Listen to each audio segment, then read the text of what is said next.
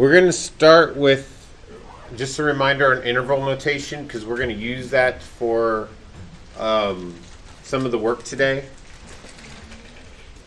Interval notation is the one where instead of writing things like this,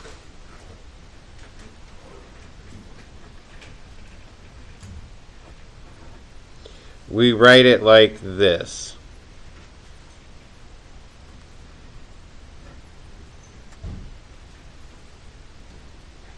So we can write them either way, but we're going to write them in interval notation again to practice interval notation and get used to using it.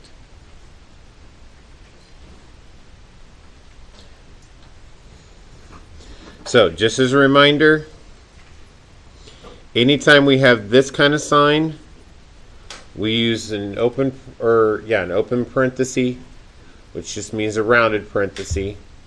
Anytime we need the equal sign, we use a closed bracket, which means a square bracket.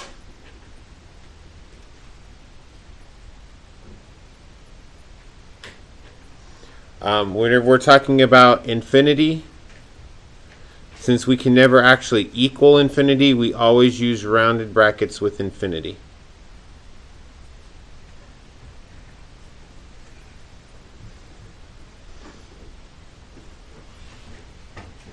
So this would be equal to all real numbers if I wrote that.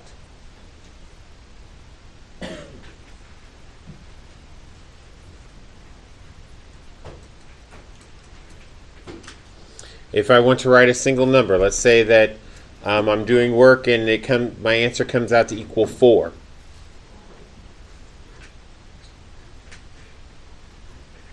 I would write it like that.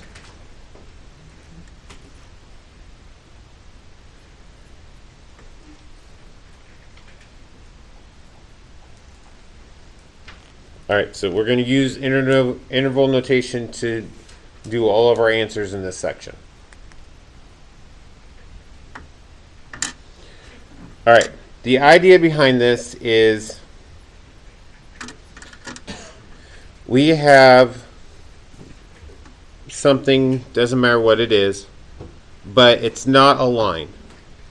It could be a parabola, it can be the rational functions, it can be some sort of polynomial, but we're dealing with it in an inequality. So maybe we want to know whenever it's less than or equal to 0.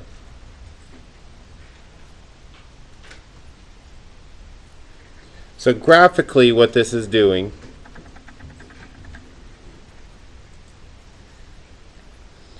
is maybe my function looks like something like this.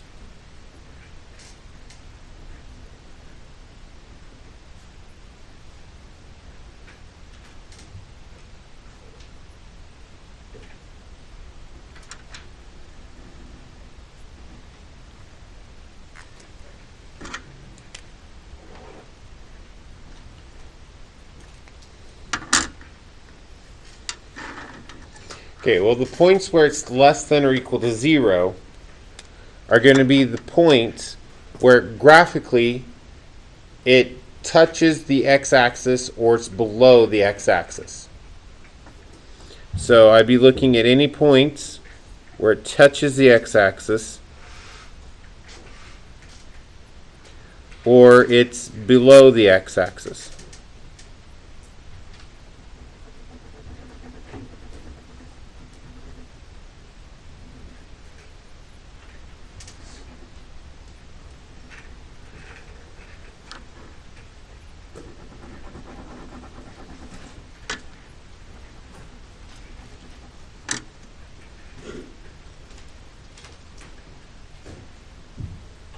Now, what we want to be able to do is we want to be able to tell what those points are without going through the hassle of graphing it. So what we want to do is we want to be able to take that function, look at it, and say, okay, well, my function is less than 0 in these places. So what we do is we take this function and we find the zeros.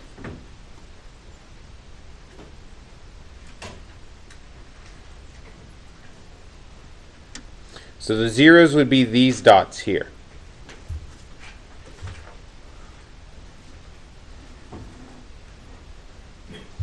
So let's see, we have a 0 here. 1, 2, 3, 4, 5. So that function has 5 zeros.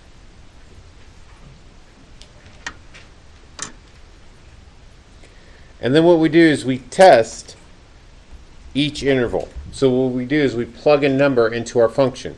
And we say, okay, in this area, my function is negative. Because I plugged a number in, and I found out that f of x is negative. Okay, well, I plugged a number into this area, and whenever I plugged a number in, I got a positive answer. Well, then I tested this area here, and I got a negative answer. Then I tested this area. I got a positive answer. Then I tested this area, and I got a positive answer. Then I tested this area, and I got a negative answer.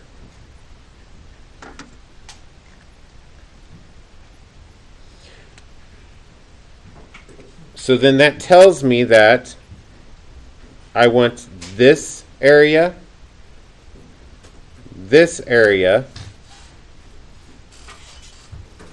I need to have this number right here, and that area. And those are my solutions.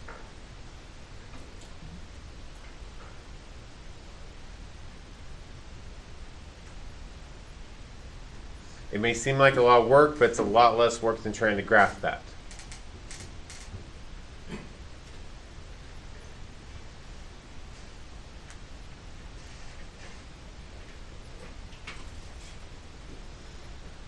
All right, now, if you're totally lost, it's fine because we're going to do examples. I just want to go through the concept without numbers. Then we go through the concept with numbers.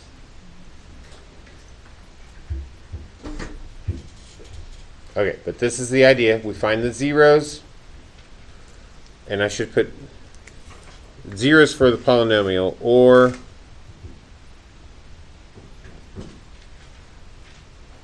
discontinuities.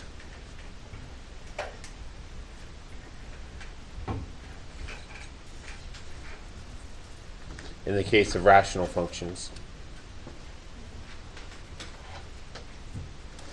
Okay, so let's try some of these.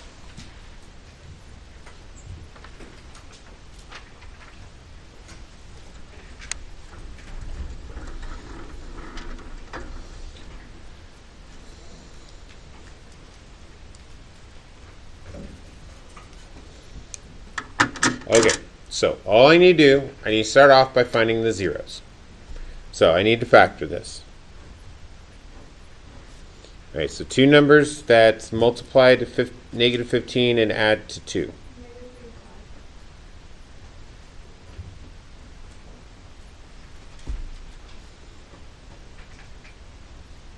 So my zeros are 3 and negative 5.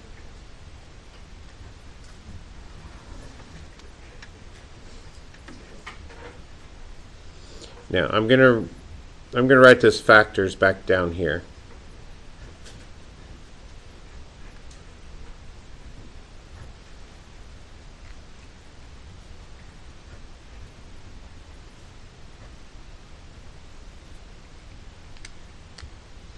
Okay. Now all you do is choose a number, any number, doesn't matter, and really when we get used to doing this, you really stop even picking out numbers to do this with. Okay, so I'm going to pick a number over here. So let's pick a negative 10. I really don't even care what my answer is. I just care about the sign of my answer. So if I choose a number over here, like negative 10, if I plug negative 10 into here, what kind of number do I get? Negative 10 minus 3 is going to be a negative number, correct? Okay, negative 10 plus 5, is that a negative number or a positive number? Okay, so whenever I multiply those two things together, my answer is going to be positive, correct? Okay, so this area, all my answers are going to be positive numbers. Do you understand why all the answers over there have to be positive, even though I only tried one number? Because in order for my sign to change, I have to cross 0, correct? Well, this is the first 0 I reach, so I'm not crossing 0 until I reach negative 5. So I don't have to try another number until I reach negative 5. Okay, so now I need to test the number in here. Well, 0 is the easiest. So if I try 0, so here I tried negative 10. So now I'm going to try 0. So if I put 0 in here, what kind of number do I get? Negative. Okay, if I put 0 in here, what kind of number do I get? Okay, negative times a positive is negative. So all the numbers in that area are negative. Okay, so if I try a number over here, again, doesn't matter what I pick, I'll just pick 5. 5 minus 3, positive. 5 plus 5, positive. A positive times a positive, positive. Okay, now, my answer, I want all numbers that are greater than or equal to 0. So I want all the places where my answers are greater than or equal to 0. So that would be in this area. Now, since I'm equal to 0, I have to include my zeros and this area, right? So now I need to take that and write that out as an answer. Sorry. Hello? Hello?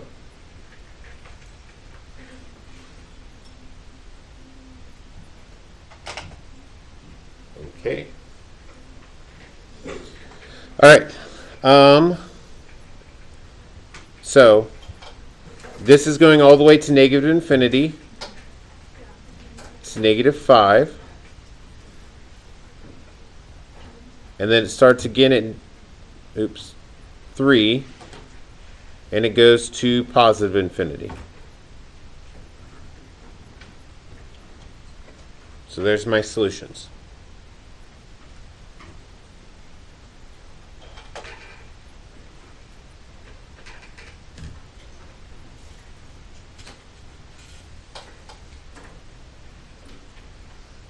Now, I went slow with that. I wrote out more than I would normally write out.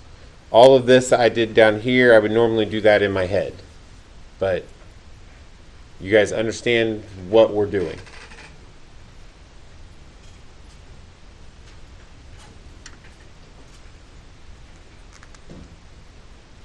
So all we're doing is we're trying to find the places, the x values that will make this positive.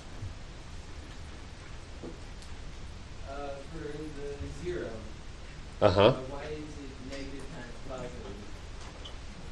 Because whenever I plug 0 into this, what's 0 minus 3?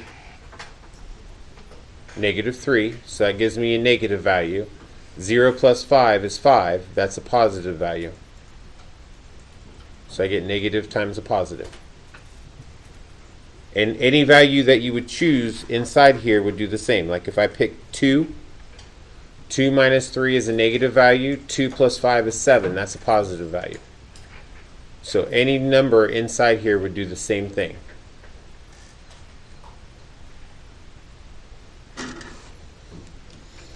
Okay, we ready for the next one? Okay, next one, all I'm doing is we have 3 examples. I'm just stepping up the difficulty level on each example. All right, this one uses what we did, was it yesterday? No, a couple days ago. We have to use P over Q. It's not factorable. but we have to find our zeros.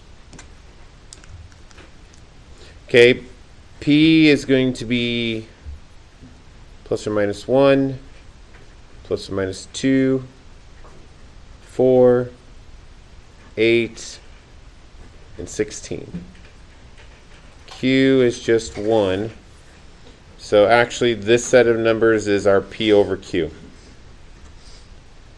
if I take and divide them by 1.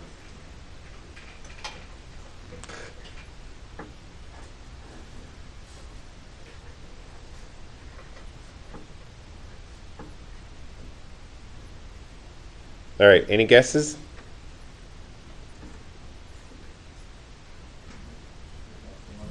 Plus 1?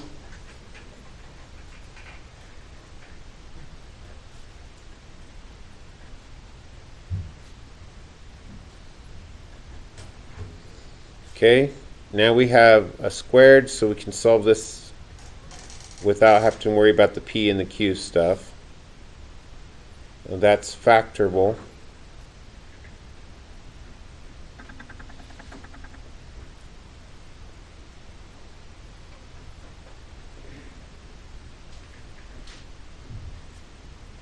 I don't know why I put a parenthesis there.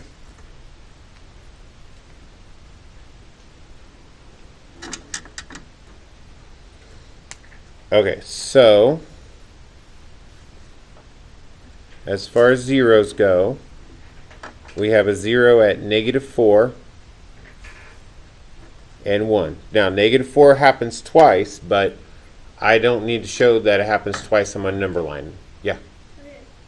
I think a quick one like this, since we know that the simplicity is 2, when we know that it would bounce off, Yes. and then since we know the starting direction of like the thing, could we just use that instead of plugging it in?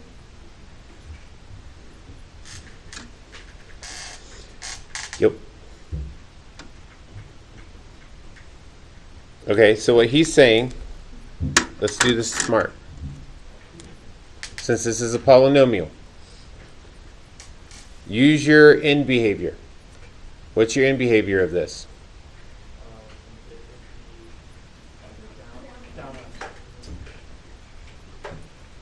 Okay. So that means over here it has to be negative, right? Because it's coming from the bottom. Now here it bounces off, correct? Because the multiplicity is 2. Here, so that means here it has to be negative also. Think about your graph. Your graph would look like, it would look like this.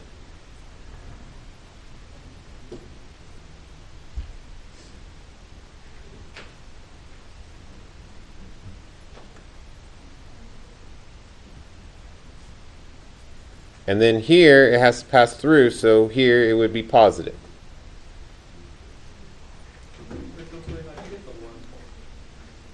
We guessed from our list. I mean, like the one you're That was the first number that divided. Now, if you don't get this, go back.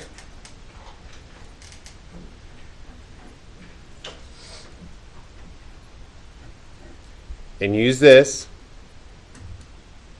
and pick out numbers. All works the same.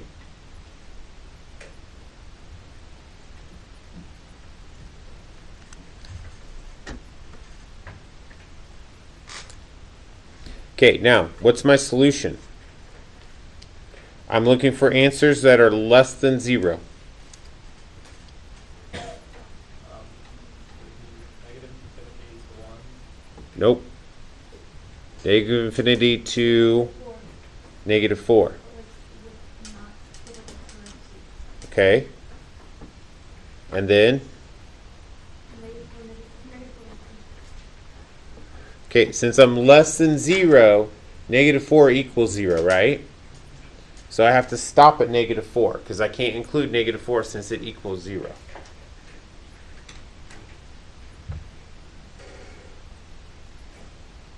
So I have to exclude that 4.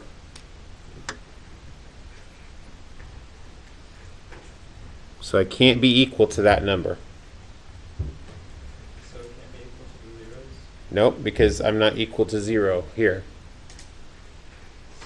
Before, on the previous one, I had the equal sign underneath the 0. Yeah.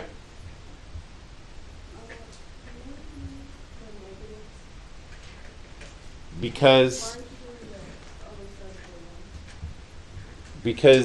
this asks for less than 0. So on the other one, we did the positives because it asked for greater than 0.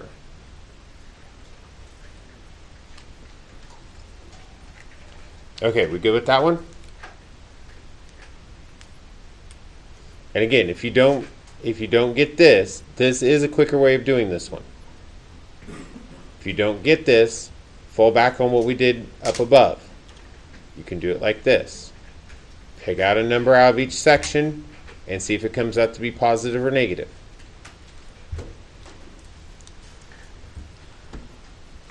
All right, one more example. We've done 2 sets of polynomials, but we haven't done any rationals yet. All right, so I picked like the hardest rational I could find for your homework, or from your homework.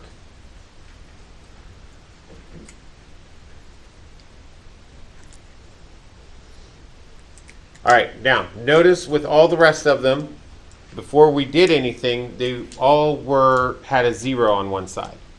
So before we can do anything, it has to be equal to 0. Well, not equal to 0, but less than or greater than 0. So before we can do anything, we have to have that. So I need to start with that.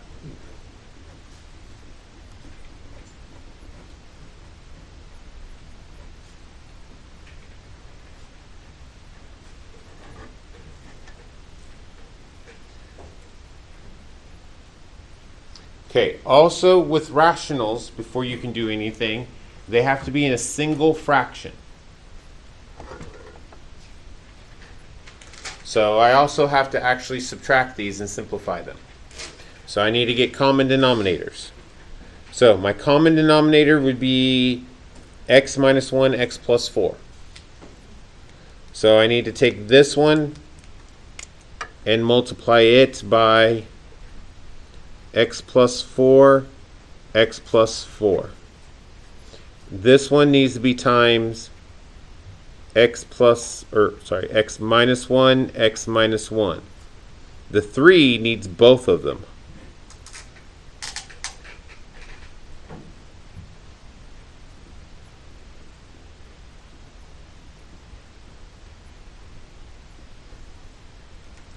Okay, so let's see how terrible of a mess we've made. Again, I have no idea what this one's looking like. I just picked the hardest one in the book.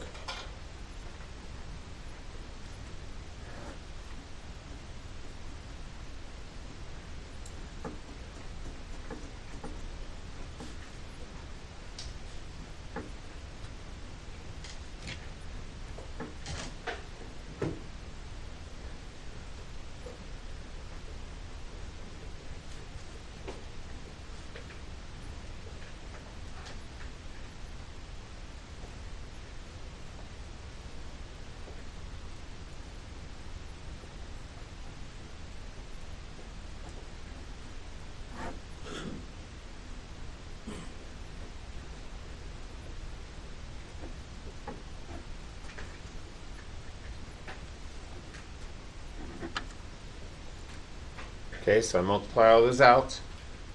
After I multiplied them all out, now I can actually do my subtraction.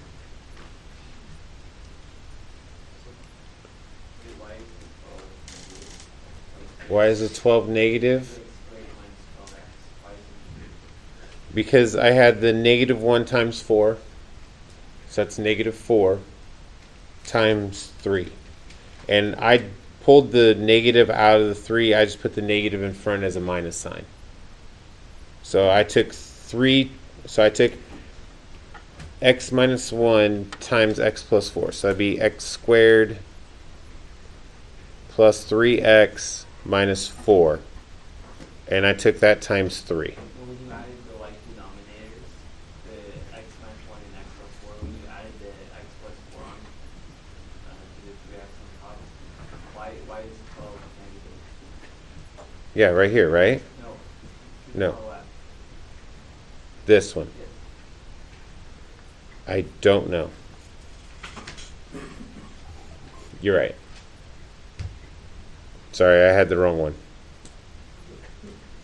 You're right. That should be a positive. I was getting minus sign happy. Thank you. Okay, so now we have a lot of subtraction to do. Okay, so 3x squared minus x squared minus 3x squared is going to be negative x squared. All right, let me cross these things out so I can keep track of what I'm doing. Okay, so I did that one, and that one. Okay, 12x minus negative x, that's plus x, that's 13x, minus 9x, so that is 4x.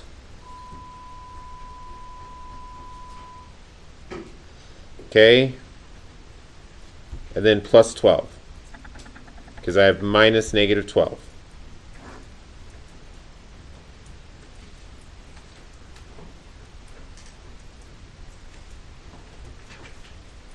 Okay, I don't like working with a negative in front of my x squared. I want to get rid of that. In order to get rid of that, what do I have to do? Divide by -1 and then switch the Awesome. sign around. Okay, oops. Then I start writing it wrong. Okay, I can divide this out by -1. That means I switch my signs. This is a preference because I hate working with the negative x squared. And I'm doing this on purpose just to show you that you can do that, but anytime that you mess with that sign, you also have to change your inequality sign. It does not change your answer as long as you keep your rules the same. You just have to follow your rules of algebra. Anytime you multiply or divide by a negative to both sides of your equation, you have to flip your inequality. Isn't the 4x positive then? No, Yeah. So, Yeah. Since it's equal to 0, or whatever, wouldn't we not have the denominator? what? Since it's equal to 0, No, we have to keep our denominator because we're not solving. If we were solving, yes, you could get rid of your denominator, but we're not solving for 0. so it's just kind of like solving. Nope, we have to keep our denominator because we're going to use it. Okay, now we need to factor our numerator. So two numbers that multiply to -12 and add to -4.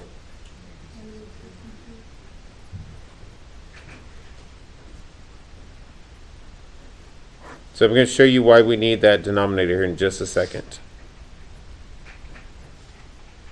I'm getting to the bottom of the screen, aren't I? There we go. Okay. So all the work is to get to that.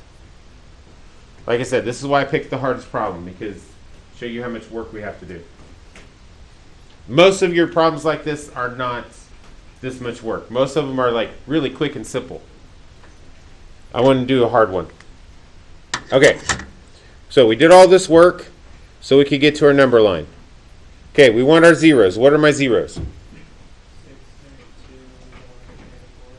1, Okay, so I have one at 6, one at 1, one at -2, one at -4.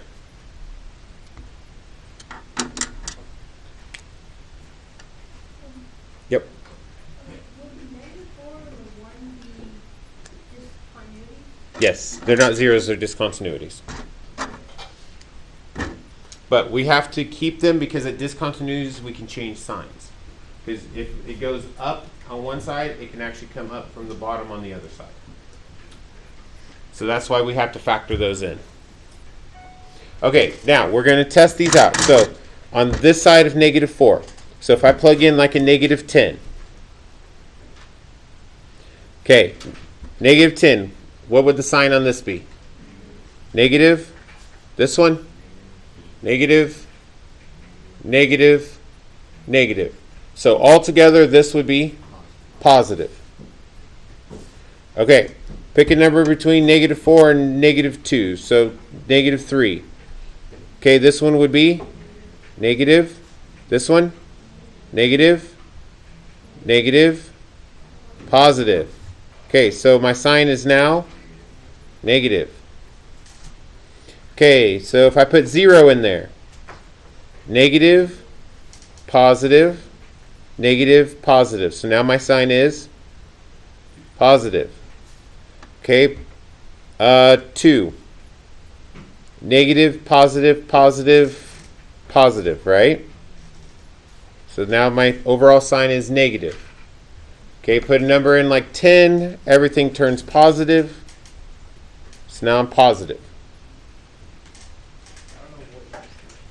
Oh, I was just picking these numbers and going through here and pulling out signs. So like if I put 0 in, this would be negative. This would be positive, this would be positive, this would be negative. So if I take a negative times a positive divided by a negative times a positive, this would be negative over negative. Negative divided by negative would be a positive. So, is this what you did before pretty much? Yes. That's what that was. Just with 4 things now inside of a fraction. I was just doing it quicker because we're running out of time. But yeah, so for this middle section, whenever I took 0 and plugged it in, I had something that looked like this. Just instead of writing it out, I was doing it in my head. So you have to do like that weird thing. Okay. So then that's what went right there. Okay, so my answer, since I can be equal to 0, I can include my zeros, but I cannot include my discontinuities, so you have to be careful. Okay, so positives. Negative 4 is a discontinuity, so I cannot include it. What? It's a discontinuity because it's on the bottom. Right? The bottoms are the asymptotes. So negative 4, I have an up and down line like that. Not a 0.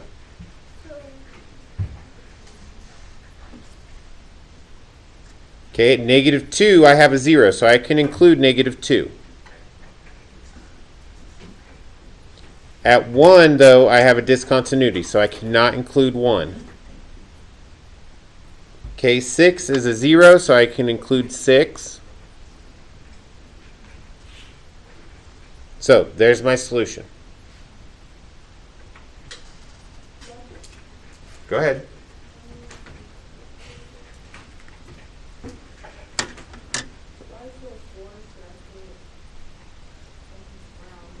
Because 4 is the asymptote, so I can't be equal to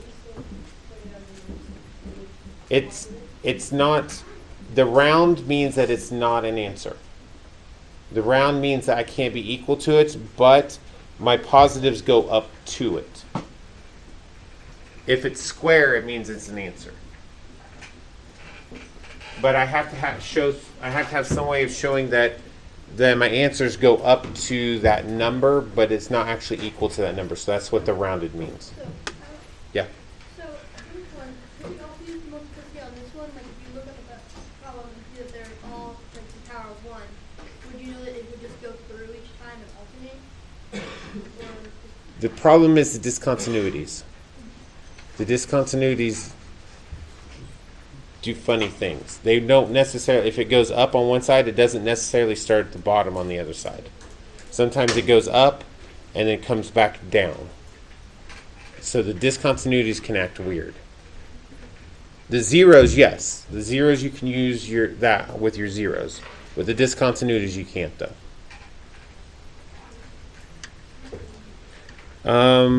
Where am I?